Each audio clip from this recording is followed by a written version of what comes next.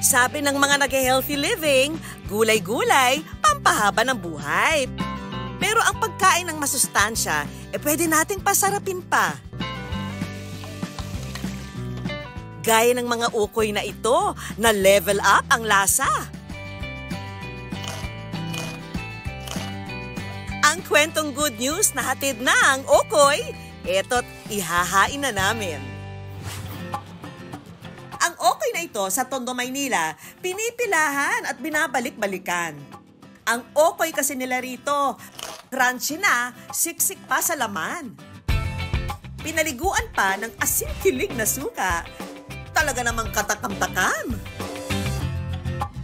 Ang mastermind sa sarap ng ukoy na ito, walang iba kundi si Ava. Nagsimula po ako magtinda ng okoy, year 2000. Nagtinda po kami ng ulam, tapos sinasamahan po namin ng okoy. Recipe po ng tatay ko yan, kasi ako yung katulong talaga ng tatay ko magtinda nung araw pa. Sa dami ng araw ng suki na pumapakyaw ng kanyang okoy, sa isang araw, kaya niyang umubos ng 10 hanggang 13 kilong mga sangkap sa okoy. Every Sunday talaga, bumibili ako ng okoy. Pinatitikim ko rin sa mga kliyente ko, nagustuhan din nila. Kaya sabi nila, every time na may tinda ng opoy, ibili ko sila. At yung ganitong timpla, yun yung nagustuhan nila eh. Ang wrapper daw na gamit niya sa kanyang okoy gawa sa galapong, na nilalagyan ng toge, tokwa, medium-sized hipon, at kalabasa. Pero ang talagang nagpasarap daw sa special okoy, ang batter na gawa sa malagkit. For the ultimate crunchy goodness okoy. Kapag ready na ang mga ingredient, iprito na ito sa mainit na mantika. At kapag luto na, paliguan na ng suka para sa nanunuot na sarap. Masarap kasi siksik siya, kung makikita nyo. Kasang lasa mo yung hipon kasi buo. Para sa akin, solid to. Pero ang totoo raw na nagpasarap sa okoy na ito, ang kwento ng pagbangon ni Ava na siyang motivation niya sa pagtitinda ngayon. Ano yung naging hamon nyo nung 2020? Ang naging ano ko po noon, na-detain po ako. Na ano po ako sa pinagbabawal na sa drugs po. Ano yung nag-udyok sa inyo na gumamit po ng illegal na droga? Nandun po ako sa labas noon Siyempre po nakikita ko yung mga taong ganun. Parang pati ako ganun na rin po. Paano lang po talaga masamang impluhensya, barkada. Sinubok man ng matinding hamon, si Ava unti-unting bumangon at nagdesisyong magbagong buhay. Tinulungan ako ng anak ko tsaka ng kapatid ko. Tinulungan ako ng anak ko makapagtinda uli ng okoy dahil alam niyang yun po yung negosyo na marunong ako.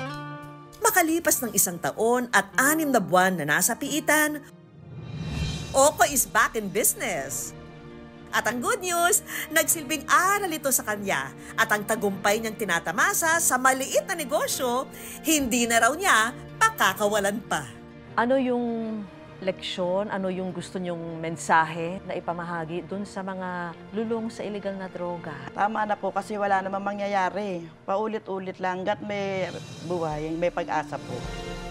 Kung dati ay tuwing linggo lang bukas ang Okoy business ni Ava, ngayon dinarayo na rin ito ng mga suki tuwing Sabado. Kaya ang kita, tumaas na rin. Minsan na rin daw na ipadalang Dubai ang paninda niya. O diba? Winner! Samantala, kung pasarapan lang naman ng negosyo ang labanan, hindi yan aatrasan ng itinuturing na institusyon ng Okoy dito sa Malabon. Pa-espesyalan ba ang labanan? Ito naman yung special namin. Kaya ako naging special kasi nagdagang siya ng kalabasa. Mas pinarami yung kalabasa niya kumpara sa regular. Basta kuha nila man ng regular, ito-double lang sa kanya. Ito po is 85 pesos. Pero ito raw talaga ang pinaka-special sa lahat ng special. Kaya ako tinawag ng super special. Dinamihan ko rin siya ng kalabasa at saka tokwa. Tapos nilagyan ko siya ng onion rings. Yan. Kaya naman kapag sinabing Okoy sa Malabon, Okoy ni JR ang puntahan. Masarap. Yung hipon at saka yung toge. Tapos crunchy. Sikat na sal. Kaya rin ako sa Valenzuela ako. So, ang hiningi nila lahat na pasalubong is Okoy from Malabon. Ang kanilang special Okoy, may hatid ding good news sa kanyang pamilya. Nasuswento ako yung paggamot ng mga anak ko. Kasi yung mga anak ko may mga sakit sa puso eh. Laking pasasalamat na nga ng pamilya sa lumalago nilang negosyo. Kaya ang goal ngayon ni na JR, share your Okoy blessings. May pambato rin daw na Okoy ang Calamba, Laguna. Ang Okoy nila rito, kakaiba. Okoy na gulay. Still, ito po, ang crispy Okoy ng Calamba. Hugis bilog na, ang sahog pa nito, papaya. Na hinaluan pa ng kalabasa, alamang sa gitna with matching hipon sa ibabaw. Talaga namang mapapa-Okoy food trip ka.